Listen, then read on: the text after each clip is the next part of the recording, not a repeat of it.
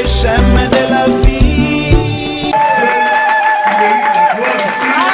Nous le connaissons et c'est l'objet de notre rencontre, le Seigneur Jésus. Vous savez, c'est toujours agréable lorsqu'on t'applaudit. C'est un côté un peu flatteur. Lorsque les hommes t'applaudissent, ça fait plaisir, humainement parlant. Mais il y a un piège derrière ça, parce que ça peut, tu peux commencer à croire que c'est toi qui as l'honneur. Mais en réalité, celui qui a l'honneur ici, c'est le Seigneur Jésus. Alléluia. C'est pour cela que nous lui rendons toute la gloire, parce que la Bible déclare qu'il ne partage sa gloire avec personne. Satan n'a pas commis adultère. Satan n'a pas dragué la femme de quelqu'un. La seule chose qu'il a fait déplacer de sa position et l'envoyer ici à souffrir, c'est parce qu'un jour son cœur s'est levé. Vous savez, quand vous nous applaudissez comme ça, quelquefois nos cœurs aussi, comment ça dit? Moi je sais pourtant. Mais il faut toujours savoir se dire, je ne suis rien. C'est un simple serviteur inutile. Alléluia. Je disais Alléluia. Amen. Bon, une fois de plus à lui la gloire, nous l'acclamons encore. Jésus, c'est de tout cœur, Seigneur, que nous te donnons toute la gloire. Alléluia. Merci, Seigneur. Venez, s'il vous plaît. On a présenté les serviteurs de Dieu. J'ai également un serviteur à vous présenter. C'est vrai que l'évangéliste ne le connaît pas encore parce qu'ils viennent à peine de se croiser. Mais c'est quelqu'un que je connais depuis de longues années. Ça fait des longues années. La première fois que je suis allé en Suisse, c'était chez lui. Je ne sais pas, ça remonte à combien d'années, Chambou? À plus de 15 ans, je crois. Nous avions organisé un séminaire, je me souviens encore, c'était sur la consécration. Et c'est lui qui m'avait permis. C'était en 2001. C'était en 2001. Voilà, ça fait plus de 12 ans, 13 ans maintenant. Et je bénis Dieu, il est à Zurich. Et il a voulu, comme il savait que nous étions non loin de chez lui, de venir nous honorer. Et il s'appelle le pasteur Augustin Chambouy. Et il est venu avec sa tendre et charmante épouse, maman Véronique. Et je demande que nous puissions les honorer en qualité de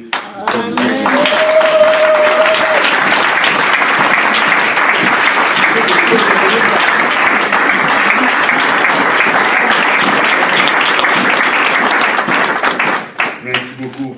Et je bénis encore le Seigneur pour l'opportunité qu'il m'accorde. La pierre précieuse devient un peu comme chez moi. C'est pour ça que vous me voyez, je suis en train de blaguer.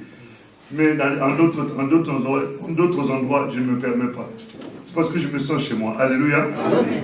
Et je remercie encore l'ange de la maison qui n'est pas là, qui est absent, mais qui a des collaborateurs fidèles, des gens loyaux.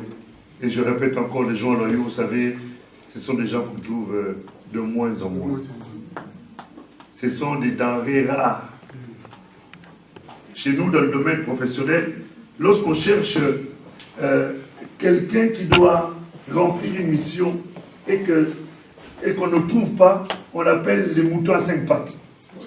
Hein, lorsque, par exemple, une entreprise m'appelle et me dit « Philippe, j'ai besoin d'un cuisinier qui a au moins 10 ans d'expérience et qui a un CAP et qui a un BEP et qui est capable en même temps de gérer une société, l'entreprise. » Et à la fin, il me dit, j'aimerais un mouton à 5 pattes. Alors ça veut dire que ce sont des gens qu'on a du mal à trouver. Pour les avoir, on est obligé d'aller dans une autre société, chasser ces personnes-là. C'est-à-dire leur proposer un salaire beaucoup plus important que ceux qui gagnent là-bas pour qu'ils quittent leur société et qu'ils viennent là où on est. Là où il y a la proposition est faite. Et dans nos églises aujourd'hui, les gens loyaux, on les trouve de moins en moins. Les gens avec qui tu peux travailler de cœur à cœur. Tu peux t'en aller pendant 5 ans, pendant 10 ans, tu reviens, tu trouves l'église toujours en bonne santé. Les gens sont fidèles, les gens sont attachés au Seigneur et aussi attachés à l'homme de Dieu. Ce sont des gens qu'on trouve très très peu. Et j'aimerais que nous puissions honorer cet homme, l'évangéliste Miré. Tu sais, on me parle beaucoup de toi. Quand je parle avec le pasteur, il me parle beaucoup de toi. Il me dit tout le bien qu'il pense de toi. Et vous savez, on peut dire du bien de quelqu'un, et finalement la personne n'est pas ce qu'on dit qu'elle est. Mais le peu de fois où je suis venu ici et j'ai eu à le contacter, à discuter avec lui, je me suis rendu compte, vous savez, on peut facilement connaître le cœur de quelqu'un. Le cœur, on ne le voit pas, c'est vrai. Le cœur, on ne le voit pas. Mais on peut voir le cœur de quelqu'un lorsque la personne parle. Lorsque quelqu'un ouvre la bouche, on peut voir le cœur. La Bible dit ceci, c'est l'abondance du cœur que la bouche parle. C'est-à-dire, je peux ne pas voir ton cœur, mais je peux le connaître au travers de ce qui sort de ta bouche. Les rares fois où j'ai eu à parler avec toi au téléphone ou échanger avec toi dans les partages, j'ai entendu et j'ai vu ton cœur. Et j'aimerais que nous puissions bénir Dieu pour le cœur de cet homme. J'aimerais que nous puissions, lève-toi, homme de Dieu. Acclamons le Seigneur pour la vie de cet homme.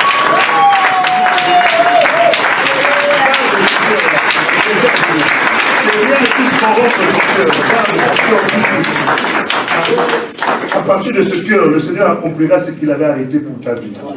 Garde-le précieusement. Que personne ne puisse changer ce cœur-là. Que Dieu te bénisse. Et bénisse ta femme et ta famille. Alléluia. Je disais Alléluia. Amen. Vous savez, il faut savoir honorer les gens qui méritent l'honneur. Quelquefois, on honore les gens qui ne méritent pas l'honneur. Et en les honorant, nous sommes en train de leur rendre un très mauvais service. Mais il faut honorer ceux qui ont droit à l'honneur. Amen. Que Dieu soit loué. 1 Samuel chapitre 17, nous allons parler sur l'influence que ta position peut avoir sur les situations de ta vie. Tu peux écrire ta position, influence et change les circonstances.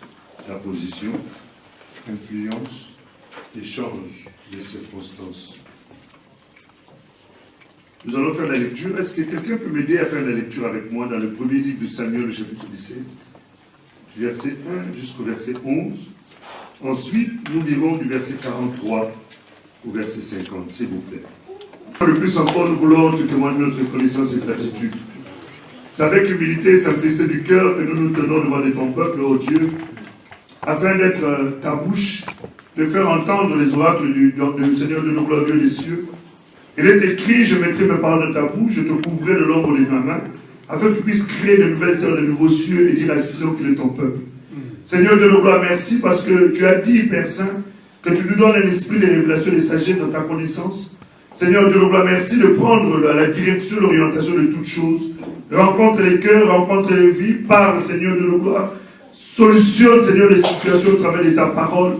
Il est écrit dans leur détresse, ils invoquèrent l'Éternel. L'Éternel envoya sa parole les guérit et le fit échapper de la fosse. Seigneur de nos gloires, merci pour la venue de ta parole, ô Dieu. Et nous savons que la parole a été faite chère, qu'elle se fasse chère encore, Seigneur, ce soir, dans la vie de chacun, de chacune des personnes qui croiront en elle au nom de Jésus. Qu'elle se fasse chère afin de guérir les malades et délivrer les captifs. Seigneur, d'ouvrir, Seigneur, les portes des situations les plus impossibles dans le nom de Jésus. Nous soumettons tout esprit parce que nous reconnaissons que tu es l'esprit supérieur. À toi la révérence au grand maître dans le nom de Jésus. Nous avons ainsi prié, nous disons merci Seigneur. Merci Seigneur. Amen. Amen. Voilà, nous voulons nous entretenir autour de ce sujet. Ta position, influence, échange. Les circonstances, la lecture a été un peu longue, mais c'était un peu normal parce que c'est sur base de ce passage-là que nous allons essayer de nous instruire ce soir, ou du moins cet après-midi. Il est important de comprendre que chacun de nous, parce que nous avons accepté le Seigneur, parce que nous avons donné notre vie au Seigneur, nous devons absolument connaître la position que nous occupons en Jésus. C'est un élément crucial, fondamental, primordial, incontournable, quelque chose de précieux et de très important. Quelqu'un qui ne connaît pas sa position en Jésus, quelqu'un qui ne connaît pas sa position, c'est quelqu'un qui est quasiment voué à l'échec. Sa vie chrétienne, c'est une vie vouée à l'échec. Son couple est voué à l'échec. l'éducation qu'il donnera à ses enfants est vouée à l'échec. Et les projets qu'il pourrait avoir sont voués quasiment à l'échec. Il est important de connaître notre position pour pouvoir affronter et faire face aux difficultés, aux situations que nous pouvons rencontrer dans notre vie.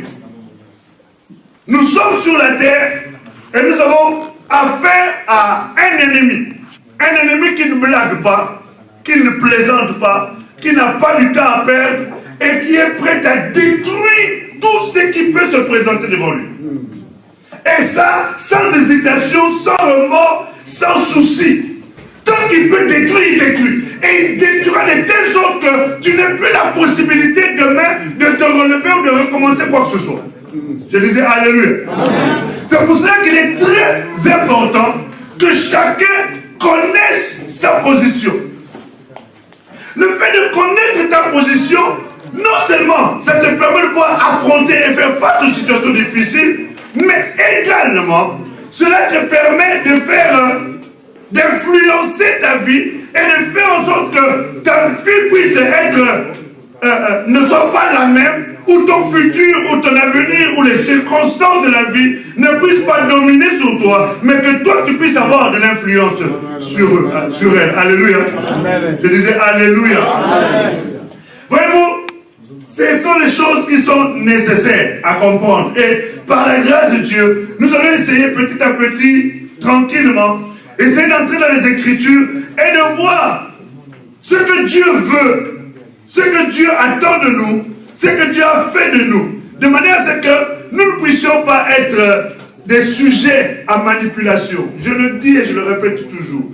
Si aujourd'hui les aventuriers dans le Seigneur, les aventuriers dans les évangiles, dans les églises, les aventuriers dans les milieux chrétiens prospèrent, avancent, sont contents de continuer à faire des aventures, c'est parce qu'ils ont souvent affaire aux gens qui sont ignorants. Des gens qui ne connaissent pas leur position et qui ne savent pas qui ils sont entre les mains de Dieu. C'est pour cela que ces gens-là prospèrent et arrivent à se faire beaucoup d'argent. Ils achètent de belles maisons, construisent achètent de belles voitures, construisent des grandes choses parce qu'ils arrivent à manipuler les gens. Et ils les manipulent tout simplement parce que les gens ne se connaissent pas et ne connaissent pas leur position. Dis à ton voisin, arrête un peu, s'il te plaît. C'est très important. Vous savez, dans une société, il est important que chacun sache quelle est sa place. Là où tu travailles comme auxiliaire de vie, tu travailles comme gouvernante, tu travailles comme comptable, tu travailles comme gestionnaire, préparateur de commandes. Je ne sais pas que sais-je encore, quel est le métier que tu fais. Tu es médecin, docteur, je ne sais pas quoi. Mais dans la société, tu connais ta position.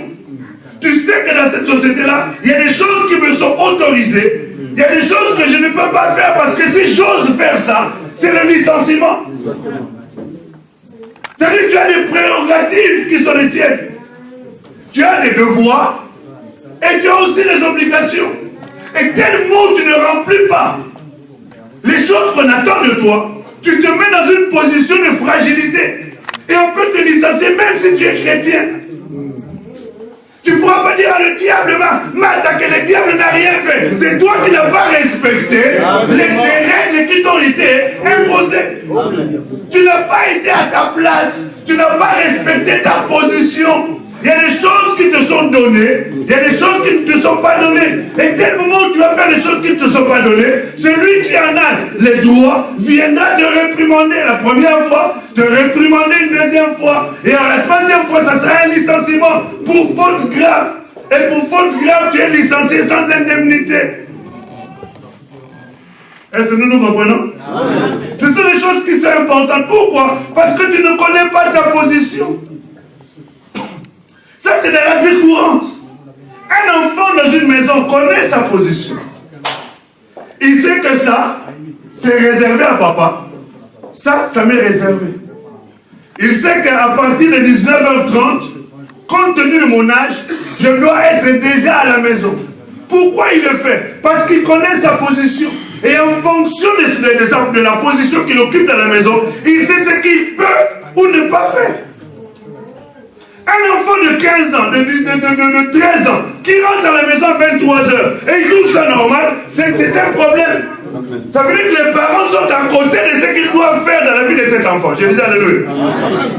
Un enfant qui sait à 13 ans, il ne peut pas se permettre de ne pas être à la maison à 19h30. Qu'est-ce qu'il fait à l'extérieur? Si ce n'est pour le sport, oui. Mais en dehors de ça, à 19h30, il doit déjà être à la maison. Tu es obligé de le chercher au téléphone. Mais tu es où? Tu es où? Parce que l'enfant ne connaît pas sa position.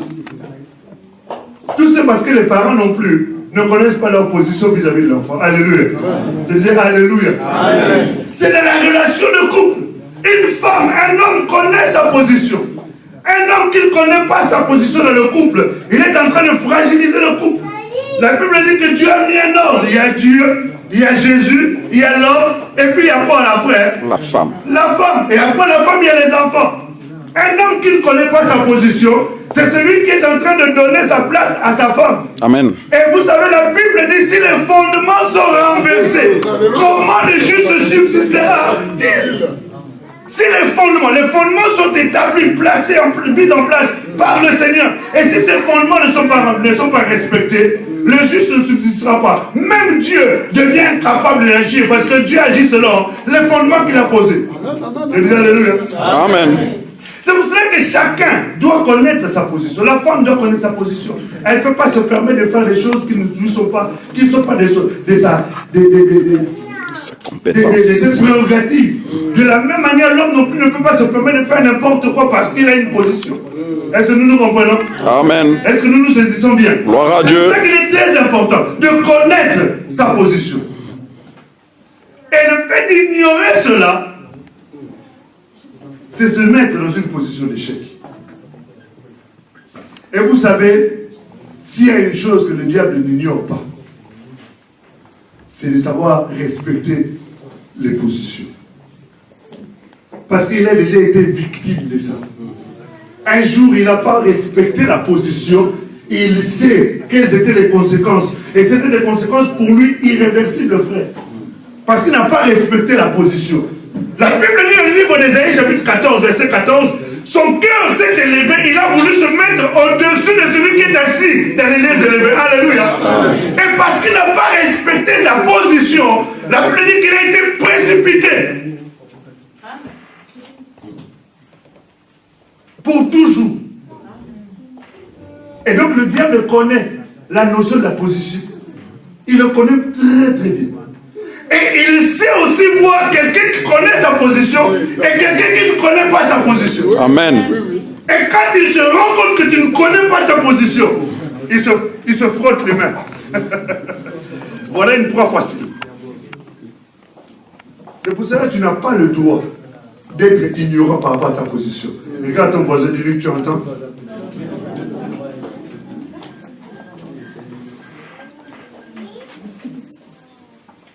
Connaître sa position. Tu ne peux pas négliger ta position. Vous savez, dans la Bible, il y a des gens qui ne connaissaient pas la valeur de la position. Dieu ne fait jamais quelque chose par hasard. Tout ce que Dieu fait, la Bible dit, c'est pour un but. Dieu fait tout pour un but, frère. Même dans un domaine naturel. Le fait que toi tu sois né avant, ce n'est pas par hasard. C'est parce que cette position que Dieu te donne est liée à un certain nombre de promesses et de droits. Allons un peu dans le livre de la Genèse, chapitre 25, s'il vous plaît. Dans nos sociétés africaines, la notion de la position est beaucoup plus liée à la situation de la poche. Tu vois un papa, oh, président, un petit garçon de 18 ans, 19 ans, juste parce que ce petit-là un jour est allé chercher les diamants, il a ramassé un, et qu'il a vendu, et il a un peu eu d'argent. Tu vois un vieux monsieur qui arrive, même les grands du quartier, oh, vieux, le petit-là de 18 ans, de 20 ans, on commence à les respecter comme si c'était un adulte. Tout simplement parce qu'il a un peu d'argent. Poche. juste à cause de l'argent. On oublie qui on est. Allons un peu lire dans le livre de la Genèse chapitre 25. Genèse chapitre 25, à partir du verset 30 jusqu'au verset 34, s'il te plaît, frère. Ainsi qu'Ésaü, la Bible dit, méprisa le droit d'aînesse. Le droit d'aînesse, c'est le droit d'être le grand frère. J'aimerais un peu, juste revenir un peu sur le contexte. Jacob était le frère d'Ésaü. Mais le grand frère, c'était Ésaü. Jacob était le petit frère. Et un jour, Jacob avait tellement, Ésaü avait tellement faim. Jacob avait à manger. Vous savez, ce sont les lentilles. Chez nous, les Congolais ne mangent pas tous les lentilles. Les Congolais mangent beaucoup les haricots. Les lentilles, c'est chez nous les Antillais. Nous mangeons beaucoup les lentilles chez nous. Pourquoi vous le connaissez? Nous sommes de toutes les nationalités. Les lentilles, ce sont des petits, des petits pois comme ça, là, verts ou quelquefois marron. C'est très beau. T'aimes pas, hein? Et il avait ça entre les mains. Ésaü avait faim.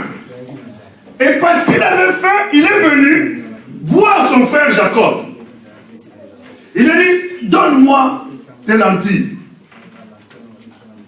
Alors, Jacob lui dit, si tu le veux, je peux te le donner, il n'y a pas de souci. Mais ce que je te demande, donne-moi ta position. Donne-moi le droit d'aînesse. Si tu me donnes le droit d'aînesse, moi je te donnerai ce que tu veux. Je te donnerai les lentilles. Voyez-vous, il y en a un qui connaissait la position, la valeur de la position. Mais il y en a un autre qui ne connaissait pas la valeur de la position. Frère, ma soeur, tu dois connaître la valeur de la position que Dieu t'a donnée. Voyez-vous, il avait eu faim. C'est-à-dire qu'il avait un besoin. Et à cause du besoin, il a négligé sa position. Vous savez, il y a beaucoup de gens qui négligent leur position à cause d'un besoin. Tu as besoin, rien que d'une carte de 10 €. Tu es prêt à embrasser un garçon rien que pour qu'il t'achète une carte de 10 €. Rien qu'une petite carte de 10 €. Tu es prêt à l'embrasser. C'est-à-dire que tu lui donnes une partie de ta position, rien que parce qu'il t'a donné 10 € seulement. Tu as une petite paire de chaussures. La paire de chaussures vaut peut-être 50 €. C'est-à-dire que tu es prêt à donner ton corps à ces garçons-là. Rien que pour qu'ils t'achètent une petite paire de 50 €. Mais dis-moi un peu, 50 € par rapport à la position que tu occupes. Est-ce que ça vaut ta position? Tu vois, rien qu'à cause d'un besoin. Tu vois, le besoin te fait négliger ta position. Le besoin te pousse à mépriser ta position. Tu n'as pas travaillé à l'école. Il y a les examens qui arrivent. Tu prends, il y a un besoin. Le besoin, c'est de réussir. Tu vas à côté de quelqu'un qui, lui, a travaillé. Et pendant que vous êtes en train de travailler, toi, tu vas te regarder sur ce pays. Quand tu lui diras que moi, je suis l'enfant de Dieu, tu vas dire, allez, va là-bas. Toi, enfant de Dieu, qu'est-ce que tu viens faire là? Vous savez, le diable connaît bien la position. N'avez-vous jamais rencontré une situation où tu fais quelque chose et puis un païen te dit, oh, mais vous chez les chrétiens, vous faites ça. En fait, il est en train de te montrer que normalement, dans la position que tu es, tu ne peux pas faire ce type de choses. Je disais alléluia. Le besoin. Ésaü a eu un besoin.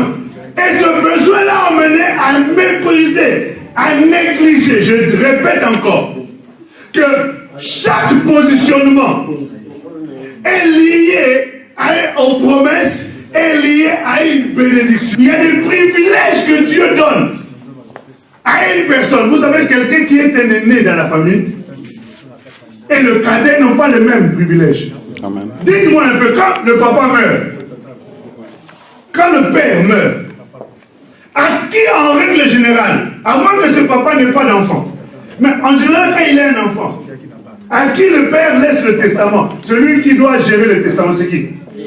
C'est le petit frère? À qui? Pourquoi l'aîné? C'est à cause de sa position. La position a des privilèges, frère. La position a des privilèges. Et si tu ne sais pas comprendre ça, tu peux commencer à négliger, à mépriser ta position. Si ton frère a de l'argent, ta soeur, Dieu lui a fait grâce de réussir, d'avoir les moyens dans la vie, c'est bien pour lui. Mais il ne reste néanmoins le petit frère ou la petite soeur. Tu n'as pas à aller te courber devant lui parce qu'il a des besoins. Et tu méprises ton droit d'aînesse parce que tu sais que si tu ne fais pas ça, elle ne pourra pas t'aider. Si elle ne veut pas t'aider, c'est son problème. Mais elle doit savoir que tu es son aîné, elle doit respecter ça. Alléluia. Je disais Alléluia. Tu ne peux pas, frère. Jamais. Ne va te courber devant quelqu'un parce que tu sais qu'il peut te donner quelque chose en méprisant ta position. Tu fais mal au cœur du Seigneur. Tu blesses le cœur du Seigneur. Je dis Alléluia. Jamais. Et en Afrique, c'est malheureux, mais ce sont des choses qui, quelquefois, je ne comprends pas ça. Rien que parce qu'il a une voiture, quelquefois, même cette voiture-là, il faut pousser ça pour qu'elle démarre. Mais rien qu'à cause de ça, tout le monde est derrière lui en train de...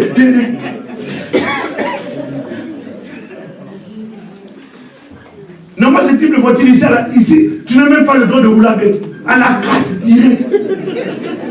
Si on t'attrape, amende et retrait de poids en même temps. Je crée une nouvelle règle. Tu vois, la position a des privilèges. Dieu est en train de regarder dans le livre de Jérémie, chapitre 1, verset 10. Il regarde Jérémie, lui dit, Jérémie, je t'établis. Et à cause de cet établissement, je te donne un certain nombre de prérogatives, de privilèges qui vont t'accompagner. Tu vas abattre, tu vas détruire, tu vas arracher, tu vas ceci, cela. Et pourquoi? Parce qu'il a une position. Regarde ton voisin, je dis, quelle est la tienne? Est-ce que tu as même encore une position d'abord? Mais ça se trouve que tu as l'impression d'avoir une position encore. Parce que le problème qui s'est posé, frère, avec Ésaü et Jacob, c'est que Jacob, quand il a pris, il a donné le repas, il a dit à son frère, jure. La Bible dit, dans le livre d'Hébreux, que par un serment, lorsque quelqu'un fait un serment, il n'y a plus de discussion parce que la chose est considérée comme vraie. Quand Ésaü a juré, lui ne se rendait pas compte de l'acte qu'il était en train de poser. Vous savez, quelquefois, nous ne mesurons pas les conséquences des choses que nous faisons.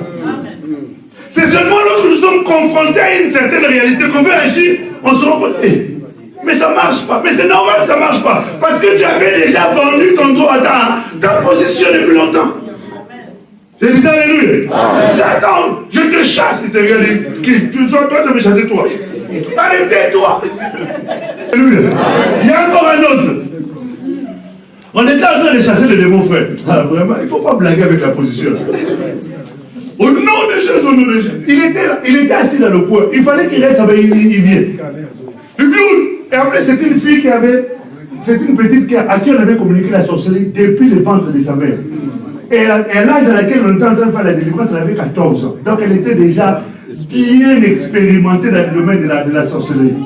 Et au moment où il vient dire, au nom de Jésus, il y a un démon qui sort de la fille et qui va rentrer en lui. Je pense que vous l'avez rapporté. Vous savez ce qui s'est passé?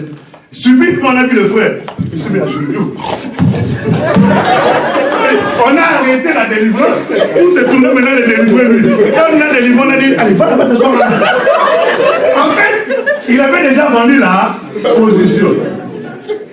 C'est au moment où on a besoin d'utiliser sa position qu'on se rend compte qu'on avait déjà vendu. Regarde ton voisin, lui garde sa précieusement. Tu sais, Ésaü, lorsque le moment de la bénédiction est arrivé, c'est là où il s'est rendu compte qu'il avait fait la plus grosse bêtise de sa vie. C'est vrai que c'était aussi l'accomplissement de la révélation que Dieu avait accordée il y a bien longtemps à sa maman, pendant qu'ils étaient encore dans leur sein. Mais Humainement parlant, il avait commis une erreur. Parce qu'au moment où le papa allait partir, et qu'il allait libérer les paroles de la bénédiction, frère, aujourd'hui les gens ont perdu la notion de la valeur de la parole. Aujourd'hui, quelqu'un peut dire, oh, écoute, je t'appelle dans 5 minutes. Hein. Il sait bien que pendant qu'il est en train de je t'appelle, il n'appellera pas. Mais là, bon, je te rappelle. Oh, lui aussi. Franchement, il va attendre. La personne rappelle, mais tu m'avais dit, mais je t'avais dit, je rappelle, ne t'inquiète pas. Tu es en train de donner une parole. Tu sais, à force de donner les paroles que tu ne fais pas, la prochaine fois, lorsqu'on a vraiment besoin de croire à cette parole-là et que tu diras, je ferai, on va dire, allez, arrête, toi tu es toujours comme ça, tu dis toujours, tu le fais, jamais. Est-ce que tu comprends? La valeur de la parole. Et c'est aussi vrai aujourd'hui. Même les hommes de Dieu tombent dans ces pièges-là, au point où, le pasteur dit toujours ça, il ne va pas le faire. Au point où l'homme de Dieu a même perdu, la parole de l'homme de Dieu a perdu sa valeur. À l'époque, frère, quand un homme de Dieu venait quelque part, on lui dit, oh homme de Dieu, est-ce que tu veux apprendre une bonne ou une mauvaise nouvelle? Parce que vous savez que lorsque la bouche de l'homme de Dieu s'ouvre, c'est Dieu qui est en train de parler. Alléluia. Amen. Je disais Alléluia. Amen. Lorsque tu rencontres un homme de Dieu, il te dit, frère, que Dieu te bénisse, sois richement béni, que ta vie ne soit plus jamais la même. Quand l'homme de Dieu est en train de dire ça, frère, il est en train de libérer une grâce. Wow. Il n'a pas besoin de t'imposer le fait de faire toute la salle jusqu'à ce que tu tombes. Ah, voilà. Non, ça c'est aujourd'hui, c'est devenu du cinéma chrétien. Amen. C'est devenu un peu du théâtre. Il y a le théâtre de chez vous. Parce que chez nous, il n'y a pas ça. C'est devenu du théâtre à l'église.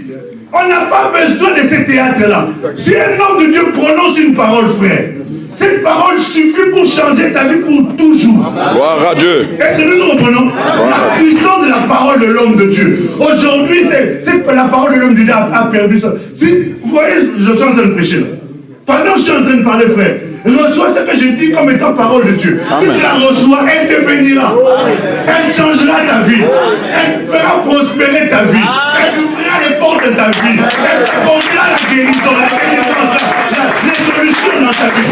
Mais si tu attends seulement que j'ai fini, je dis bon, ceux qui veulent maintenant, venez. Voilà. Vous savez, il y a des choses que je ne fais presque plus. Parce que je veux ramener les enfants de Dieu à l'authenticité des Écritures. Amen. Il faut croire à la parole de Dieu. Amen. Je peux t'imposer les mains, mais par formalité. Rien que parce que je sais que ta foi a besoin de ça. Mais normalement, si tu crois à ce que je dis, tu me reconnais comme étant un homme de Dieu et que les paroles de je sors ne sont pas de moi, mais elles sont de Dieu. Ces paroles viennent accomplir ce dont Dieu pour ce pourquoi le Seigneur les a envoyés. Alléluia. Il était temps, maman. On devait les bénir. Il a tout simplement dit, venez. Et Isaïe qui s'approche, comme il savait qu'il était l'aîné et que la bénédiction allait lui revenir, il avance. Mais il se trouve que la bénédiction a déjà été transférée. Il y a des gens pour qui la bénédiction a déjà été transférée. C'est la dernière petite soeur qui se marie. Toi, on a cherché les démons partout. Tu as oublié ce que tu avais fait. Nous ne rentrons pas dans ce domaine-là. Ce que je veux te faire croire, te faire comprendre, c'est qu'au moment où il avait vraiment besoin, Ésaïe s'est approché, la Bible nous dit, avec un détail, la Bible dit, cet homme a versé toutes les larmes de son corps. Il a imploré son père avec tout ce qu'il pouvait avoir comme force. La Bible nous dit que il n'a rien reçu. Pourquoi? Parce qu'il avait oublié qu'un jour, à cause d'un besoin, des lentilles, parce qu'il avait faim. Et en général, vous savez, quand un homme va pécher, c'est toujours pour les besoins liés au corps. Amen. Alléluia. Gloire à Dieu. C'est souvent pour les choses liées à son corps, à son ventre. une satisfaction humaine qu'on va vendre sa position. Et au moment où la vraie bénédiction, la Bible dit, c'est la bénédiction de l'Éternel qui enrichit et qui ne se suit d'aucun. La vraie est arrivée. Mais malheureusement, le terrain n'était pas favorable pour que la vraie bénédiction descende. La vraie bénédiction, frère, c'est la parole du Seigneur. Lorsqu'on devait prononcer les paroles pour la vie de cet homme, malheureusement, c'était trop tard. J'aimerais dire à quelqu'un ici que ce n'est pas encore trop tard si tu fais un acte. Amen. Je ne t'ai pas entendu. Amen. Il y a encore une possibilité pour toi. Parce que Jésus n'est pas encore revenu. Je dis Alléluia. Je dis Alléluia. Amen. La position que tu occupes dans le Seigneur a la capacité d'influencer ton futur, a la capacité d'influencer ton présent, a la capacité de changer les circonstances de ta vie. Amen. Amen. Lorsque nous revenons dans notre texte, dans le premier livre de Samuel, au chapitre 17, là où on nous parle de la réalité d'Israël devant les Philistins. Parce que nous étions en train de faire l'introduction par rapport à notre sujet. Dans le contexte de ce texte-là, est-ce que je peux enlever ma veste? Je peux? Pour ne pas choquer. Non, ma femme m'avait dit n'enlève pas. J'avais oublié. Dans 1 Samuel chapitre 17, vous savez, il y a des gens qui n'obéissent que quand la personne est présente. Mais comme il y a les vidéos là, elle va voir. Allez Philippe, qu'est-ce que je t'avais dit? Ma femme, elle est trop gentille. Je l'ai. Dans 1 Samuel 17, à partir du verset 1, j'aimerais que nous puissions nous retrouver dans le contexte dans lequel se passent ces histoires. C'était lors de la première monarchie en Israël. C'est-à-dire que c'était la première fois que Dieu établissait un roi en Israël. Et quand Dieu avait établi ce roi, Dieu ne l'avait pas établi parce qu'il voulait mettre un roi. Il y a ce qu'on appelle la volonté parfaite et la volonté permissive. C'est-à-dire qu'il y a des choses que tu peux avoir dans la vie que Dieu veut vraiment que tu puisses avoir. Et tout ce que Dieu peut t'accorder en dehors de sa volonté parfaite, ça sera pour toi une source de tourment. Nous avons dit que c'est seulement la bénédiction de Dieu qui enrichit. Amen. C'est-à-dire que c'est Dieu qui l'a donné, oui. Mais Dieu n'a pas donné ce que lui voulait. Il a donné ce que toi tu voulais. Est-ce que nous nous comprenons? C'est quelque chose de très important à saisir. Ici, Saoul est devenu roi. Non pas parce que Dieu voulait qu'il soit roi, mais parce que le peuple avait rejeté Dieu. Il ne voulait plus de Dieu comme leur maître. Alors Dieu leur a accordé ce droit-là d'avoir un roi, pour qu'ils puissent ressembler aux autres. Vous savez, il y a beaucoup de choses que nous faisons pour être comme les autres. Il faut que tu sois toi. Amen. Tu n'as pas à te comparer avec qui que ce soit. Ton parcours est unique. Gloire à Dieu. Le jour où on trouvera deux personnes qui ont les mêmes empreintes, ce jour-là, imite cette personne-là. Mais tant que tu trouveras personne qui a les mêmes empreintes que toi, demeure tel que tu es, parce que Dieu a un plan et un programme spécialement rien que pour toi. Alléluia. Il est vivant. Alléluia. C'est pas parce qu'elle s'est mariée que toi aussi tu dois te marier. C'est pas parce qu'il a acheté telle chose que toi aussi tu dois acheter telle chose. C'est pas parce qu'il a été à tel endroit que toi aussi tu dois aller à tel endroit. Ce n'est pas parce qu'il a fait tel. Ne fais jamais quelque chose parce que tu es en train d'imiter quelqu'un. Est-ce que nous nous comprenons bien? Amen. Ce peuple a voulu imiter les autres peuples. Ils avaient le véritable roi, celui qui était le bon berger, celui qui prend soin de ses brebis. Ils l'ont rejeté pour avoir un roi. C'est dans ce cadre-là que nous nous sommes retrouvés. Ils avaient un roi. Un roi capable de... Dieu leur avait dit, le roi que je vous donnerai, il vous maltraitera. Il vous fera souffrir. Ils ont dit, on s'en fiche, donne-nous quand même. Vous savez, par moment, quand nous sommes dans le besoin, nous acceptons certaines choses en minimisant les conséquences de cela. Ils ont eu le roi. Saoul. On lâche savez pourquoi on l'a choisi, Saoul?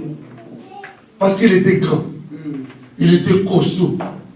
Il était quelqu'un qui était très fort physiquement. Une chose encore. Quand tu veux faire quelque chose, ne te fie jamais à l'apparence. L'apparence peut très facilement te troubler. Amen. Il y a beaucoup de femmes, beaucoup d'hommes qui se sont mariés à cause de l'apparence. Tu as vu comment il est habillé? Un homme, quand j'entre dans la salle, toutes les femmes vont savoir que je suis là. Oui, François, tu es là. Mais cet homme-là, c'est quelqu'un avec qui tu vas rester 3 ans. Il va te faire 3 enfants en 3 ans et pas il s'en ira.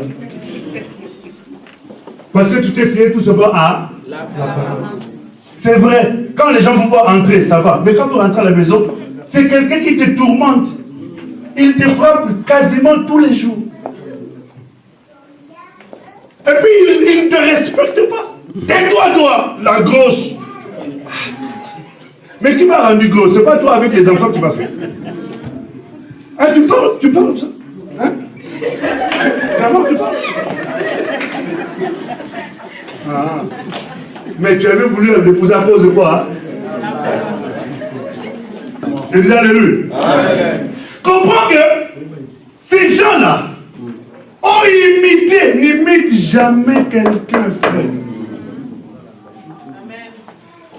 Ce que Dieu va te donner, tu ne t'en lasseras jamais.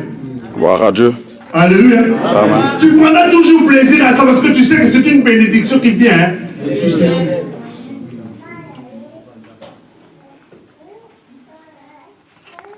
Israël. Les Philistins se sont réunis et toute leur armée. Ils ont dit, nous irons combattre Israël. Saoul a pris tous les hommes de guerre, c'est-à-dire les gens qu'il estimait comme étant capables de pouvoir aller combattre. Vous savez, on peut être ici dans l'église. On peut être 100, 200, 400, 1000. Mais un bon pasteur ou les conducteurs savent que sur autant de gens, il y en a à peu près 25 sur qui nous pouvons vraiment compter. Alléluia. Et s'il y a un problème à l'église, nous pouvons les mobiliser. Ils sauront se mettre à genoux et les situations vont changer. S'il y a un problème à l'église, problème financier, je peux parler à José, je peux parler à Antoinette, je peux parler à Bernadette, je peux parler à Yvonne. Je sais qu'elles auront le poids ou ils auront le poids subvenir aux besoins de l'église. Mais pour le reste, si j'appelle, mais il y a certains qui donnent, même au-delà de ce que toi tu vas donner là, à qui tu n'entendras jamais parler de ça. Alléluia. Esaü, Saoul avait aussi des gens comme ça, des gens sur qui vous pouvez compter. Vous savez, David avait ce qu'on appelle les vaillants héros de David. Je disais Alléluia. Amen. À l'église, tu dois faire partie de ceux sur qui on peut compter. Des gens sur qui on peut mettre son espérance. Quoi qu'il ait malheur à l'homme qui s'appuie sur l'homme, c'est vrai. Mais on a aussi besoin de ces gens-là. Alléluia. Amen. Jésus avait certaines femmes qui étaient autour de lui. Il savait que s'il avait des besoins financiers, ces femmes-là étaient là pour pouvoir. Dieu qu'il était. Capable de faire sortir l'argent des ventes des poissons. Mais il avait aussi ce type de personnes. Tu dois faire partie de ceux sur qui l'église peut compter, sur qui le Seigneur peut s'appuyer. Je dis alléluia. Dans la prière, dans ta présence, on sait que à l'intercession, peut-être d'autres personnes ne viendront pas, mais Antoinette, elle sera toujours là. José, il ne manque pas d'intercession. On doit pouvoir compter sur toi aussi. Pour aller visiter les malades. Oh non, t'inquiète pas. Je vais seulement appeler Antoinette. Elle ira, elle. Elle a des programmes, elle a beaucoup de choses à faire, mais elle trouvera un temps pour y aller. Vous devez être de ce type de personnes-là. Alléluia. Regarde ton voisin, dis-lui, est-ce qu'on peut compter sur toi?